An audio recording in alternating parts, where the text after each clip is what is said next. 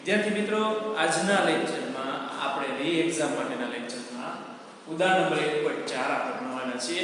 અને પહેલાના લેક્ચરમાં જે આપણે ભણ્યા હતા કુલમ્બનો નિયમ અદિશ સ્વરૂપ અને કુલમ્બનો નિયમ સદિશ સ્વરૂપે, જે કુલમ્બનો નિયમ અદિશ સ્વરૂપે જે ભણ્યા હતા એ સવાલ આપણને 3 માર્કમાં પૂછાઈ શકે છે, અને સદિશ સ્વરૂપે જે ભણ્યા હતા એ સવાલ પણ આપણને 3 માર્કમાં પૂછાઈ શકે એવો છે. બરોબર છે મિત્રો? તો આજે આપણે જે શરૂ કરવા જઈ રહ્યા છીએ એક ઉદાહરણ નંબર 1.4.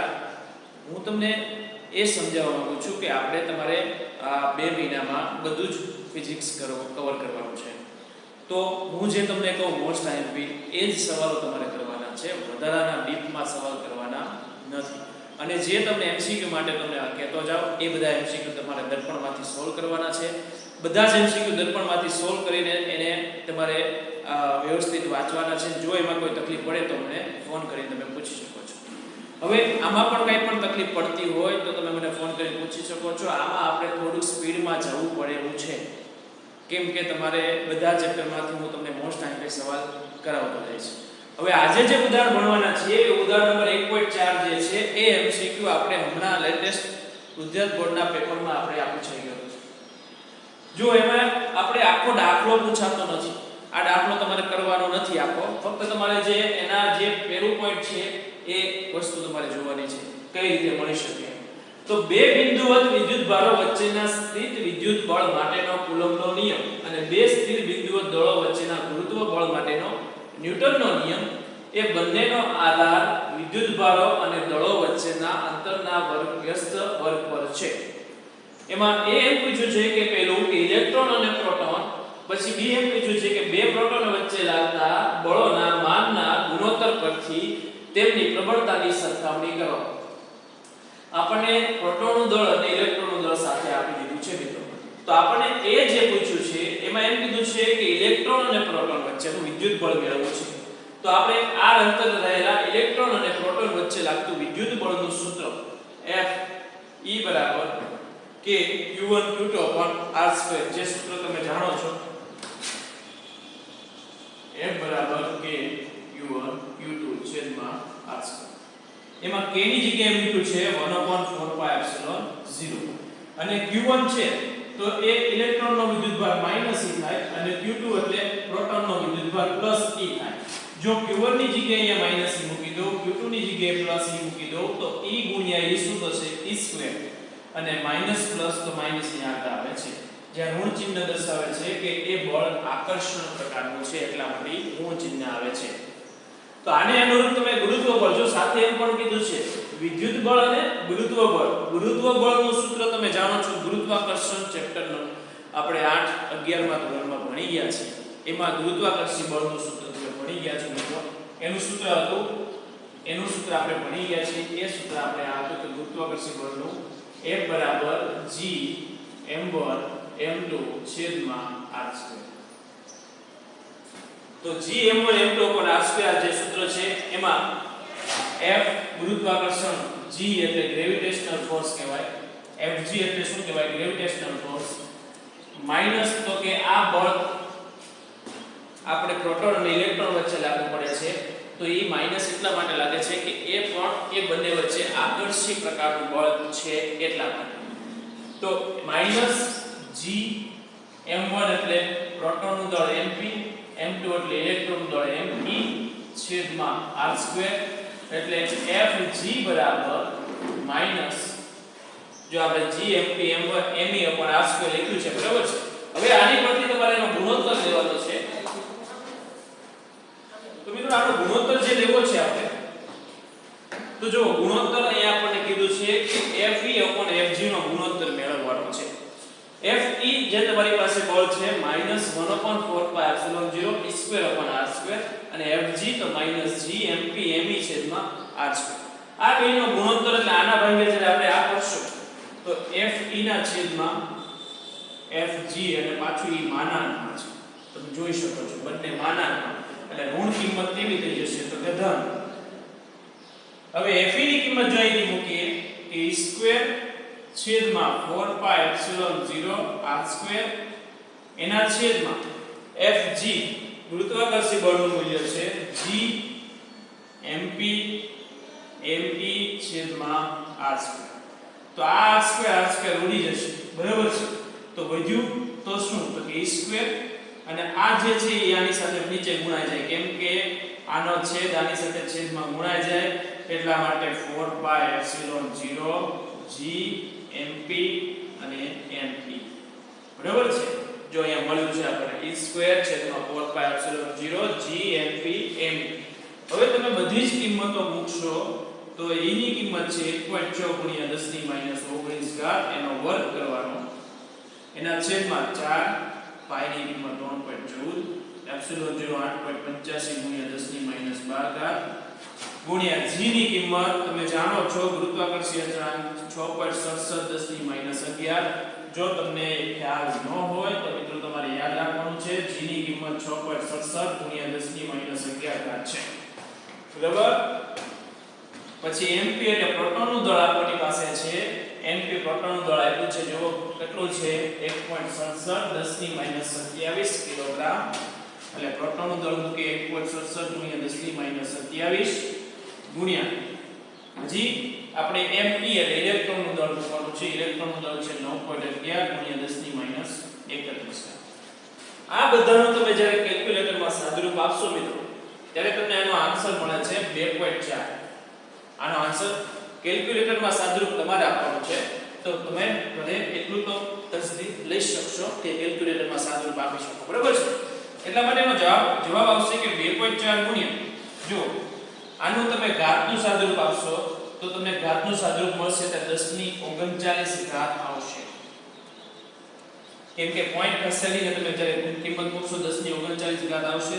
અને આ બેનો ગુણોત્તર છે fe છેદમાં fg, એટલે આપણે એકમ ન લખી શકાય કેમ કે એકમ રહિત થાય, ન્યૂટન છેદમાં ન્યૂટન એટલે ઉડી જાય ન્યૂટન. તો જો કિંમત મળી આપણને 2.4 ગુણ્યા 10 ની 39 ઘાત, બરાબર છે. આ પ્રકારે આપણને MCQ પૂછાઈ શકે છે. હવે બીજું આપણે રકમ આપ્યું છે તો કે બે પ્રોટોન વચ્ચે લાગતા વિદ્યુત બળ અને ગુરુત્વ બળનો ગુણોત્તર મેળવો. બે પ્રોટોન વચ્ચે લાગતા વિદ્યુત બળ અને ગુરુત્વ બળનો ગુણોત્તર મેળવો. તો જો મિત્રો બે પ્રોટોન કીધું છે, સૂત્ર તો આ જ લાગુ પડશે. તો એમાં જ્યાં ઇલેક્ટ્રોન આવતું હતું દળ ત્યાં હું લખવાનું, હવે પ્રોટોનનું દળ લખવાનું, કેમ કે ગુણોત્તર આ જ પ્રમાણે સૂત્ર લેવાશે Fe ના છેદમાં Fg. તો આ જે સૂત્ર છે એ જ મૂકવાનું છે કે આપણને કિંમત આપણે ઉપરના ઉપર સાબિત કરી છે એવી જ રીતે, એટલે આ જ રીતે કરીને લખી નાખવાનું.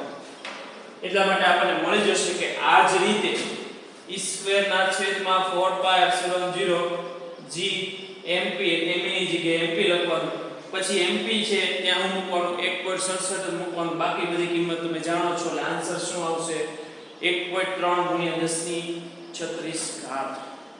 આ બળનો ગુણોત્તર આપણને મળ્યો છે.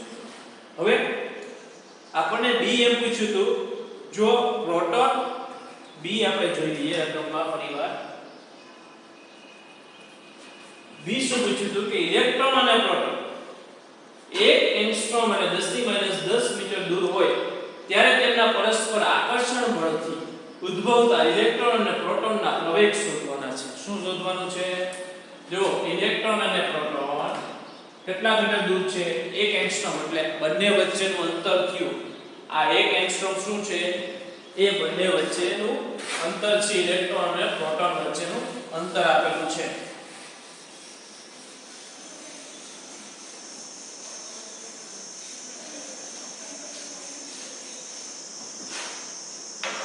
તો ઇલેક્ટ્રોન અને પ્રોટોન વચ્ચેનું જે દળ મળે છે એ B બરાબર R બરાબર 1 એંગસ્ટ્રોમ એટલે 10 ની માઈનસ 10 મીટર થશે. તો દૂર હોય ત્યારે તેમના પરસ્પર આકર્ષણ બળથી ઉદ્ભવતા ઇલેક્ટ્રોન અને પ્રોટોનના પ્રવેગ શોધવાના છે. તો ઇલેક્ટ્રોન અને પ્રોટોનના પ્રવેગ મેળવવા માટે તમારી પાસે બળ હોવું જરૂરી છે. તો બળ હોય તો તમને પ્રવેગ મળે. F બરાબર ma. તો જો ઇલેક્ટ્રોનનું દળ અને પ્રોટોનનું, ઇલેક્ટ્રોન અને પ્રોટોન વચ્ચે જે આકર્ષી બળ લાગે છે એ આકર્ષણ બળ F બરાબર K Q1 Q2 છેદમાં R². એમાં Q1 બરાબર લેવાનું છે ઇલેક્ટ્રોન અને Q2 બરાબર પ્રોટોન. પ્રોટોનનો વિદ્યુતભાર પણ E જ હોય છે. તો F બરાબર K ની જગ્યાએ આપણે 1/4πε0 તમે લખી શકો અથવા K પણ રાખી શકો છો. Q1 ની જગ્યાએ લખીએ છીએ, Q2 ની જગ્યાએ લખીએ છીએ, છેદમાં R² લખીએ છીએ. તો 1/4πε0 ગુણ્યા E ગુણ્યા E એટલે શું થશે? E² એના છેદમાં R². હવે બધી જ કિંમત મૂકશો. 4 પાઈ ની કિંમત 3.14 8.85 10 - 12 ઇલેક્ટ્રોનનો વિદ્યુતભાર 1.6 ગુણ્યા 10 - 19 નો વર્ગ છેદમાં અંતર કેટલું આપ્યું છે આપણને જોવાનું કે અંતર આપણને આપ્યું છે 10 - 10 એટલે 10 - 10 નો વર્ગ. તમે આ બધાનું સાદુરૂપ કેલ્ક્યુલેટરમાં આપશો મિત્રો ત્યારે તમને જવાબ મળશે 2.3 10 - 8 ન્યૂટન. શું જવાબ આવે છે? 2.3 ગુણ્યા 10 - 8 ન્યૂટન. આ આપણને બળ મળે છે. આ બળ ઉપરથી આપણે પ્રવેગ મેળવવાનો છે. તો સૂત્ર છે F બરાબર ma. એમાં ma ઉપરથી a ને કરતા બનાવો એટલે F ના છેદમાં m. F બળ કેટલું છે? તો કે 2.3 ગુણ્યા 10 - 8 એના છેદમાં દળ. તો આપણે પહેલા કોનું દળ પ્રવેગ મેળવવો છે? ઇલેક્ટ્રોનનો. તો ઇલેક્ટ્રોનનો પ્રવેગ માટે એમાં સફિક્સમાં મૂકવાનું e અને અહીંયા પણ ઇલેક્ટ્રોનનું દળ me. જો તમે જો ન્યૂટનના બીજા નિયમ પ્રમાણે ઇલેક્ટ્રોનનો પ્રવેગ શોધવા માંગતા હો તો છેદમાં ઇલેક્ટ્રોનનું દળ જ મૂકવું પડે. અને ઇલેક્ટ્રોનનું દળ છે 9.11 ગુણ્યા 10 - 31 ઘાત. 9.11 ગુણ્યા 10 - 31. તો તમને આન્સર શું મળશે? 2.5 ગુણ્યા 10 - 22. શું આવે છે આન્સર? 2.5 ગુણ્યા 10 - 22 મીટર પ્રતિ સેકન્ડ સ્ક્વેર. તમારે એકમ લખવો જરૂરી છે. આ ઇલેક્ટ્રોનનો પ્રવેગ મળ્યો. એવી જ રીતે તમે પ્રોટોનનો પ્રવેગ મેળવવો હોય તો બળ તો આમાં જ લેવાનું, પણ દળ હવે છે તો મૂકવાનું. પ્રોટોનનું દળ 1.67 ગુણ્યા 10 - 27 ત્યારે એનો ભાગાકાર કરશો એટલે જવાબ શું આવશે? 1.4 ગુણ્યા 10 - 19 મીટર પ્રતિ સેકન્ડ સ્ક્વેર. આ આપણો દાખલો પૂર્ણ છે મિત્રો. તમને એમસીક્યુ રૂપે પૂછાઈ શકે એટલે આ તમે દાખલો ગણવાનો તો ખરી જ, પણ એમસીક્યુ રીતે તમારે આને તૈયાર કરવાનો છે.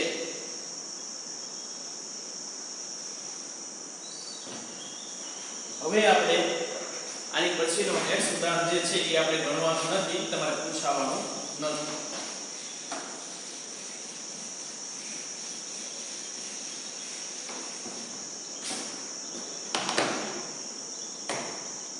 જો આ ઉદાહરણ 1.5 છે જે થિયરિકલ છે, જેમાં તમને આન્સર સેમ મળવાનો છે. તમારે એમસીક્યુ રૂપે આનો આન્સર યાદ રાખવાનો છે. જો જ્યારે આની વાત કરી છે અને છેલ્લે એનો આન્સર આવ્યા છે ઉકેલ, તો એ કે જે બળ જે છે એ એના જેટલું પહેલા જેટલું હતું એટલું જ બળ મળે છે, એટલે બળને બદલાતું નથી. ક્યારની પરિસ્થિતિ કેવી છે એ જોઈ લેવાની. હવે આપણે મહત્વનું એ છે કે સંપાતપણાનો સિદ્ધાંત. ઘણા બધા વિદ્યુતભારો વચ્ચે લાગતા બળો એટલે એને કહેવાય સંપાતપણાનો સિદ્ધાંત.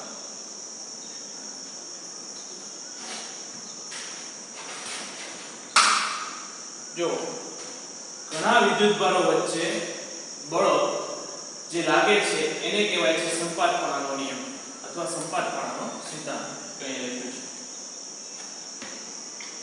તો આ સંપાતપણાનો સિદ્ધાંત સમજીએ એની પહેલા આપણે આકૃતિ સમજવી જરૂરી છે. આકૃતિમાં ઉગમ બિંદુથી ત્રણ વિદ્યુતભાર લીધા છે, Q1, Q2 અને Q3. જે Q1 વિદ્યુતભાર છે એનો સ્થાન સદિશ આપણે લખવાનો R1, Q2 હોય તો R2 અને Q3 હોય તો R3 સદિશ.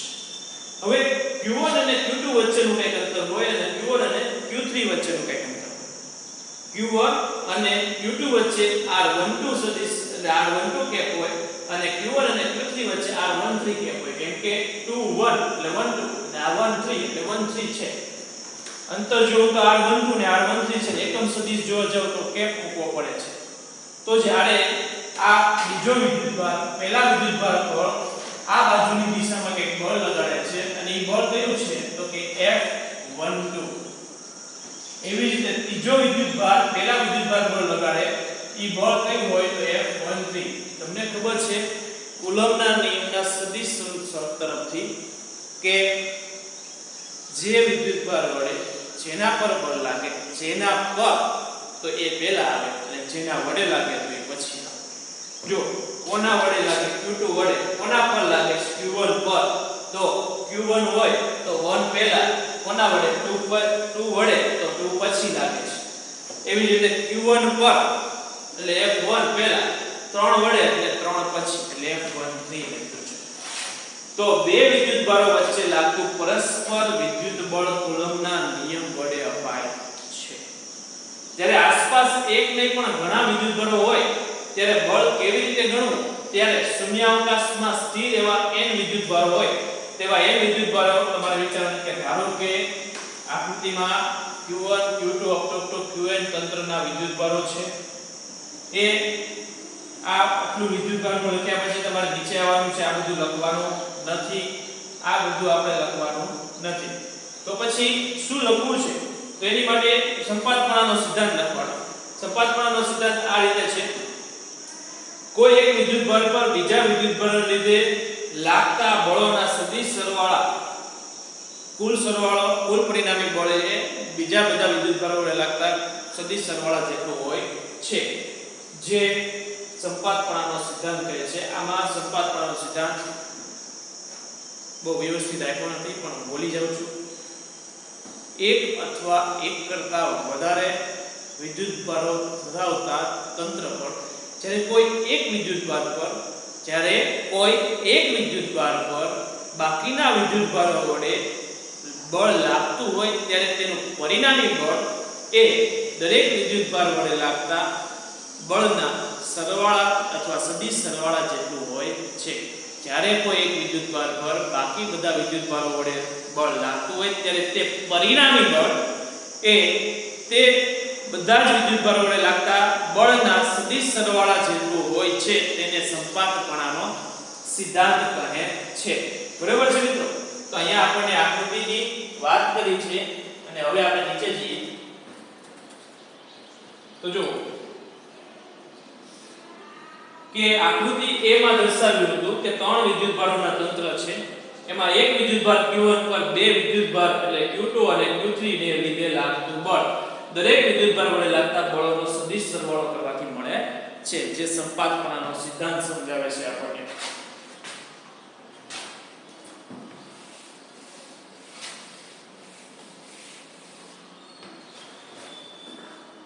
શું કીધું છે? આકૃતિમાં દર્શાવ્યા પ્રમાણે આ વાક્યથી શરૂઆત કરવાની. આપણે ત્રણ વિદ્યુતભારોનો તંત્રનો વિચાર કરો તો ત્રણ વિદ્યુતભારો છે. એમાંના એક વિદ્યુતભાર Q1 પર બીજા બે વિદ્યુતભારો Q2 અને Q3 ને લીધે લાગતું બળ દરેક વિદ્યુતભાર વડે લાગતા બળોનો સદિશ સરવાળો કરવાથી મળે છે. આમ Q1 પર Q2 ને લીધે લાગતું બળ F12 વડે દર્શાવીએ તો બીજા વિદ્યુતભાર હાજર હોવા છતાં F12 સમીકરણ વડે આપી શકાય. જો Q1 પર Q2 ને લીધે લાગતું બળ એટલે એને F12 કહીએ છીએ. સૂત્ર છે કે k ની જગ્યાએ લખ્યું છે 1/4πε0 Q1 Q2 છેદમાં R12 સ્ક્વેર બાજુમાં એકમ સદિશ લખવો પડે. R12 કે આ સદિશ સ્વરૂપ છે એટલા માટે. તે જ રીતે Q1 પર Q3 ને લીધે લાગતું બળ કયું હોય? F13. ઈ લખવાનું કે Q1 ને પર Q3 ને લીધે એટલે જેના લીધે ઈ પછી ને જેના પર ઈ પહેલા એટલે F13 બરાબર 1/4πε0 Q1 Q3 ના છેદમાં R13 સ્ક્વેર ને R13 કેપ, જે આપણને આ સૂત્ર મળે છે. એટલે પહેલા શરૂઆતમાં તમારે આ બે સૂત્ર લખવાના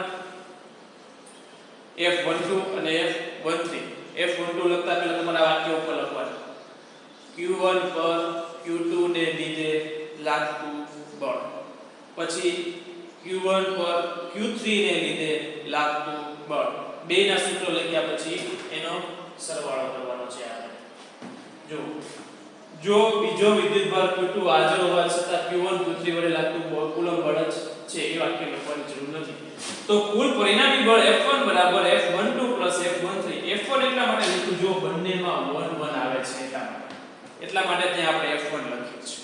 એટલે F1 સદિશ બરાબર F12 સદિશ પ્લસ F13 સદિશ F12 સદિશનું સૂત્ર અને કિંમત મૂકી F13 સદિશની એક કિંમત મૂકી બરાબર છે મિત્રો તો આ છે સંપાતપણાનો સિદ્ધાંત ત્રણ વિદ્યુતભારો માટે હવે ત્રણ વિદ્યુતભાર કરતા n સુધીના વિદ્યુતભારો હોય તો શું કરવું તો સંપાતપણાનો સિદ્ધાંત જણાવે છે કે Q1 Q2 up to Qn વિદ્યુતભારોના તંત્રમાં Q1 પર Q2 ને લીધે લાગતું બળ કુલમ્બના નિયમથી મળે છે તે જ છે એટલે કે તે બીજા વિદ્યુતભારો Q3 Q4 up to Qn ની હાજરીને લીધે અસર પામતું નથી એટલે બદલાતું નથી એ વાક્ય લખવાની જરૂર નથી તમારે એટલું જ લખવાનું છે કે n સુધીના વિદ્યુતભારો હોય Qn સુધીના તો કોઈ એક વિદ્યુતભાર એટલે Q1 પર Q2 Q3 Q4 up to Qn વડે બળ લાગતા હોય છે અને એ બળ તો એ બળનો સરવાળો કરવા માટે F12 F13 up to ક્યાં સુધીના હોય તો F1n સુધીના કેમ કે n મો વિદ્યુતભાર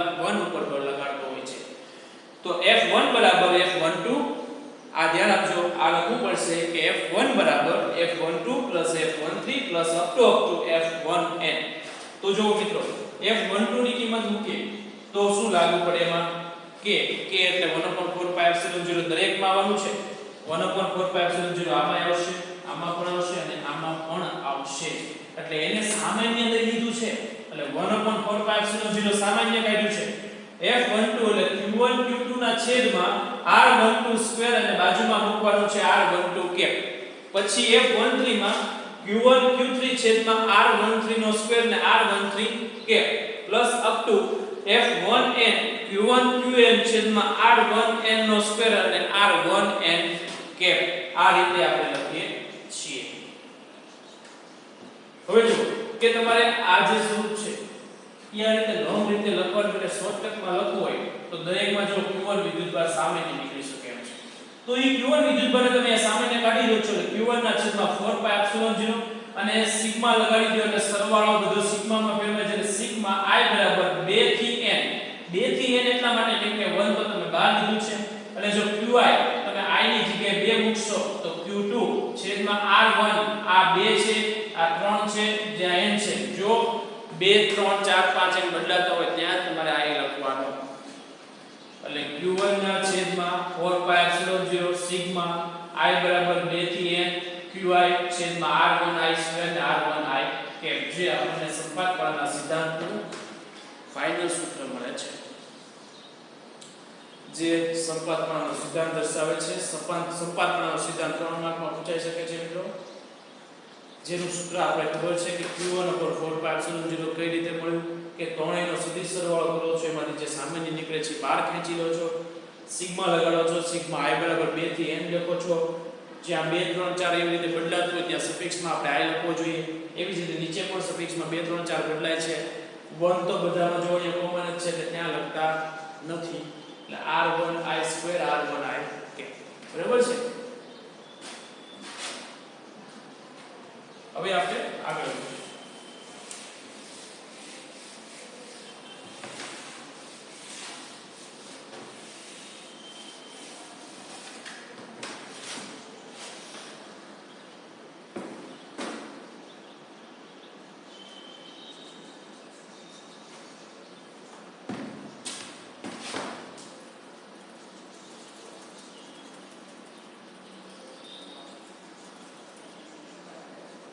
જો આ ઉદાહરણ જે છે એ પણ તમને MCQ રૂપે પૂછાઈ શકે એવું છે જો કે ઉદાહરણ 1.6 L લંબાઈના સમબાજુ ત્રિકોણ છે એના શિરોબિંદુઓ A B અને C પર ત્રણ વિદ્યુતભાર ગોઠવ્યા છે Q1 Q2 અને Q3 અને દરેક Q બરાબર જ છે એટલે ત્રણેય ઉપર વિદ્યુતભાર સરખો જ છે એટલે Q જ છે આકૃતિમાં દર્શાવ્યા મુજબ ત્રિકોણના મધ્ય કેન્દ્ર પર અહીંયા મૂકેલા વિદ્યુતભાર કેપિટલ Q પર લાગતું બળ કેટલું હશે જો આ આકૃતિ આપી દીધી હોય એટલે આ ઉદાહરણ જોવા જઈએ તો આપ તો પૂછાતું જ નથી પણ MCQ રૂપે તમને ક્યારેક તમને ખ્યાલ ન આવે તો જોઈ લઈએ આપણે કે ત્રણ શિરોબિંદુ ધરાવતો સમબાજુ ત્રિકોણ છે ત્રણ પર વિદ્યુતભાર ગોઠવ્યા છે Q જેટલો એનું મધ્ય કેન્દ્ર ઉપર કેપિટલ Q વિદ્યુતભાર છે તો એમાંથી આ રેખા દોરવાની A માંથી એક D રેખા દોરીએ છે B માંથી આ રેખા દોરવાની C માંથી આ બાજુ રેખા દોરવાની તમે જુઓ તો એમાંથી જે બી રેખા દોરો છો તો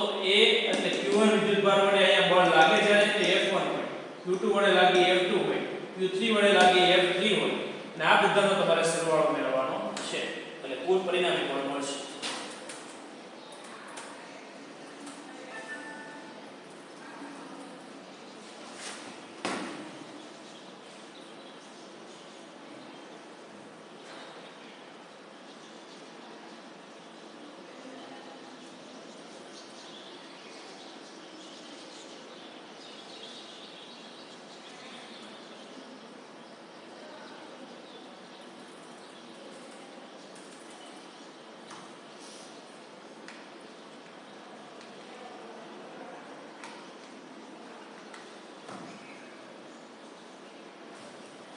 જો મિત્રો હવે આ L લંબાઈના આપેલા સમબાજુ ત્રિકોણ ABC માં AD છે એ કેવું છે BC ને લંબ છે, તમે દોરો છો બરાબર છે. તો AD ને AC માંથી આપણે cos 30 ની કિંમત પરથી તમારે આ કિંમત AD ની લાવવાની છે. તો એ કિંમત લાવવા માટે તમારે આ જે કિંમત ઉપરથી તમારે ત્રિકોણ બનાવવાનો છે. તો આ ત્રિકોણ બનાવવા માટે cos 30 એટલે અહીંયા ખૂણો જ્યારે આપણે આખો જે સમબાજુ ત્રિકોણ હોય તો આખો ખૂણો 60 હોય, તો આ ખૂણો કેટલાનો બને તો 30. તો આ ખૂણો કેટલાનો બનશે 30. આની પરથી હું cos 30 લગાડું તો cos 30 બરાબર 30 ની પાસેની બાજુ તો આ કહેવાય, પાસેની બાજુ એટલે AD છેદમાં કર્ણ એટલે જે આ 90 નો ખૂણો બને છે એની સામે હોય કર્ણ કહેવાય. તો કર્ણ કયું છે તો કે AC ને આમ ગુણી નાખું તો AD બરાબર AC cos 30. જો એ લખ્યું છે AD બરાબર AC cos 30. AC ની કિંમત તમે જાણો છો L આપી છે, A થી C ની કિંમત શું છે L, અને cos 30 ની કિંમત તમે જાણો છો √3/2. એટલા માટે એ લખ્યું છે જો √3/2L, એટલે AD ની કિંમત આપણને મળી √3/2L અથવા L √3/2. હવે A થી મધ્ય કેન્દ્ર O નું આ અંતર AO તમારે મેળવવું છે. કયું મેળવવું છે AO. તો એની માટેનો નિયમ છે કે એ શું બની શકે. તો એની માટેનો શું નિયમ છે તમને સમજાવું કે એક ત્રિકોણ હોય છે, તમે એક લંબ દોરો છો આ A થી B, અહીંયા વચ્ચે મધ્ય કેન્દ્ર O છે. ત્યારે મધ્ય કેન્દ્ર O એ નીચેની ભાગમાં છે, તમારે આ AO અંતર મેળવવું છે. તો શું કરવાનું કે ત્રણ શિરોબિંદુઓ છે. કેટલા શિરોબિંદુઓ છે? ત્રણ શિરોબિંદુઓ છે A B અને C. અને ભાગ કેટલા છે તો કે બે ભાગ. તમારે અંતર મેળવવું છે AO અને OD. એમાં AO અંતર જો મેળવવું હોય તો જે AD ભાગ છે એ AD ભાગના તમારે બે ભાગ અને કેટલા ત્રણ શિરોબિંદુ એટલે ભાઈ હું મૂકવાનું 3. અથવા એમ ન ખબર પડે તો આ જે બાજુ છે આખી AO મેળવવું છે તમારે, તો આના 2/3 ભાગ છે એ આનું મધ્ય કેન્દ્ર સુધીનું અંતર થાય. શિરોબિંદુથી મધ્ય કેન્દ્ર સુધીનો એ 2/3 ભાગ છે એ AD નો ભાગ થાય. કેમ કે મેં તમને સાદી રીતે પણ સમજાવ્યું કે તમારે બે ભાગ કરવાના છે, બે ઉપર ને કેટલા શિરોબિંદુઓ છે 3 A B C અને 3 2 ભાગ્યા 3. એટલા માટે લખ્યું છે 2/3 AD. તો 2/3 AD લખ્યું છે ને AD ની કિંમત તમારે અહીંથી મૂકવાની છે, તો L ગુણ્યા √3 ના છેદમાં 2 ગુણ્યા 2 ના છેદમાં 3 કિંમત છે બરાબર છે. આ 2 ઉડી જશે. તમને ખબર છે કે 3 પાસે √3 ગુણ્યા √3 હોય, 3 હોય એની પાસે √3 ગુણ્યા √3 હોય એટલે એક √3 ઉડી જાય, એક √3 છેદમાં વધે એટલે કિંમત શું આવે L ના છેદમાં √3. એટલે AO ની કિંમત શું મળી L/√3. ફરી એકવાર સમજી લઈએ. જો આ AO ભાગ છે એ AD નો આકારનો 2/3 ભાગ થાય બરાબર છે. AD ની કિંમત તમારે અહીંયાથી મૂકવાની છે L ગુણ્યા √3 ના છેદમાં 2 અને 2/3. અહીંયા 2 ઉડી જશે. 3 હોય એને તમે √3 ગુણ્યા √3 લખી શકો, કેમ કે √3 ગુણ્યા √3 એટલે 3 જ થાય. હવે √3 ઉડી જશે, છેદમાં √3 વધશે એટલે L ના છેદમાં √3 આવી ગયું છે. AO ની કિંમત આપણને મળી ગઈ છે. જેમ AO ની કિંમત આ છે એમ BO ની કિંમત પણ એ જ થાય અને CO ની કિંમત પણ એ જ થાય. જો લખ્યું છે AO બરાબર BO બરાબર CO. સમમિતિ સરખું છે L અંતર એટલા માટે. હવે આપણે આ વસ્તુ જોવાની છે. હવે આ બધું પૂછી નાખું છું.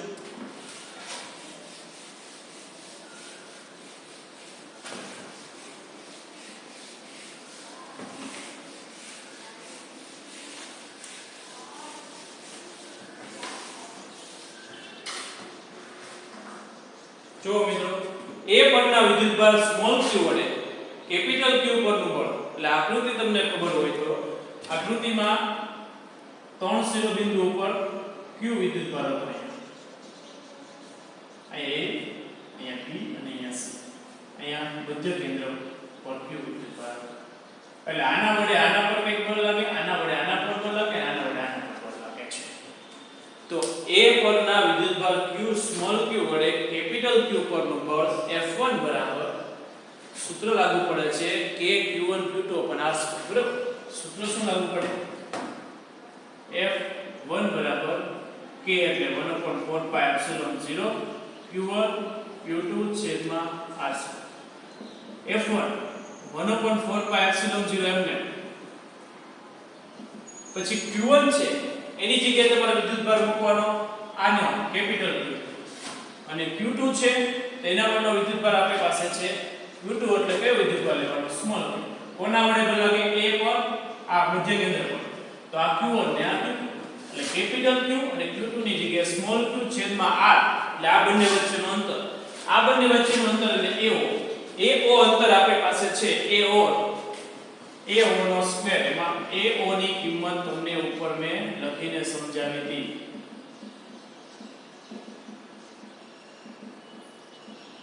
AO ની કિંમત શું હતી મિત્રો? AO ની કિંમત આપણને મળી હતી L/√3. એનો શું કરવાનો છે? સ્ક્વેર કરવાનો છે. જો ફરી એકવાર પેજ ઉપર કરું છું, AO ની કિંમત શું મળી હતી?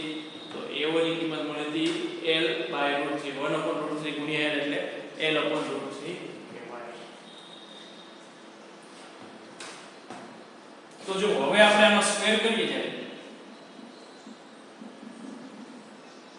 Capital Q small q L² છેદમાં √3 નો વર્ગ થશે 3, અને આ છેદનો છેદ ક્યાં જશે? અંશમાં. એટલે 3q સ્મોલ q છેદમાં 4 pi epsilon 0 L². બરાબર છે? આ F1 મળે.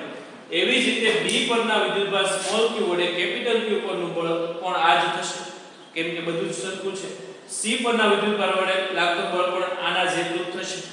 બરાબર છે? તો આ બધાની દિશા છે. આ A થી O દિશામાં, આ B થી O દિશામાં, અને આ C થી O અને CO દિશામાં. તો F2 અને F3 છે, એટલે કે આ બળ F3 આ F2 આ બાજુ લાગુ પડે છે, F3 આ બાજુ લાગુ પડે છે. એનું તમે પરિણામી બળ મેળવશો તો ઈ પરિણામી બળ તમને કોઈ પણ એક બળ છે એનું પરિણામી બળ થાય. તો ઈ છે એ ઉપરની દિશામાં થશે. પરિણામી બળ જે છે એ ઉપરની દિશામાં થાય. જો આ આકૃતિમાં કે F2 અને F3 નું પરિણામી બળ ઉપરની દિશામાં થાય, એટલે આ ઉપરની દિશામાં F1 થાય. બરાબર છે? અને નીચેની દિશામાં પાછું F1 બળ તો લાગે જ છે. એટલે તમે જો કે F1 બળ છે એ સમાન મૂલ્યના આ બળ અને F1 નું જે બળ હતું એ સમાન મૂલ્યના પરસ્પર વિરુદ્ધ દિશામાં ન હોય તો તેનું કુલ બળ શું થાય? તો Q પરનું કુલ બળ એ કેવું થશે? 0, એટલે શૂન્ય થશે. આ વાત યાદ રાખજો. આપણે લાવવાનું હતું શૂન્ય. શા માટે? સમબાજુ ત્રિકોણમાં બાજુઓ સમાન હોય, દરેક પરના વિદ્યુતભાર સરખા હોય, તો તેના મધ્ય કેન્દ્ર પર લાગતું કુલ પરિણામી બળ એ શૂન્ય થાય. આ રીતે MCQ પૂછાઈ શકે છે. આ એક MCQ માટે આપણે દાખલો ગણવો પડે છે. નહીંતર આ દાખલો કદાચ જો પૂછાય તો આમ તો પૂછાવાની શક્યતા બહુ ઓછી છે. તો વિદ્યાર્થી મિત્રો, આજે જે આપણે ભણ્યા છીએ તમારે વ્યવસ્થિત લખીને પાકું કરવાનું છે. ન સમજાય મને ફોન કરી પૂછી લેવાનું છે. આમાં તમને થોડું સ્પીડમાં જઈએ છીએ એટલે થોડું વાંધો પડશે, પણ મિત્રો તમે ભણી ચૂક્યા છો. ભણી ચૂક્યા હોય તો એને ફક્ત એક લાઇટની જરૂર પડે, એટલે કોન્સેપ્ટની જરૂર પડે. જે તમને પહેલા પણ ક્લિયર કર્યો તો અત્યારે પણ ક્લિયર કરું છું. વાંચવાનું તમારે ઘરે બેસીને જ છે. તમે જો મહેનત કરશો એટલે તરત જ પાસ થઈ જશો, પણ તમારે ઘરે બેસીને વ્યવસ્થિત લેક્ચરમાં ધ્યાન આપીને ચોપડીમાં વાંચન કરવાનું છે. બરોબર છે મિત્રો? આવજો.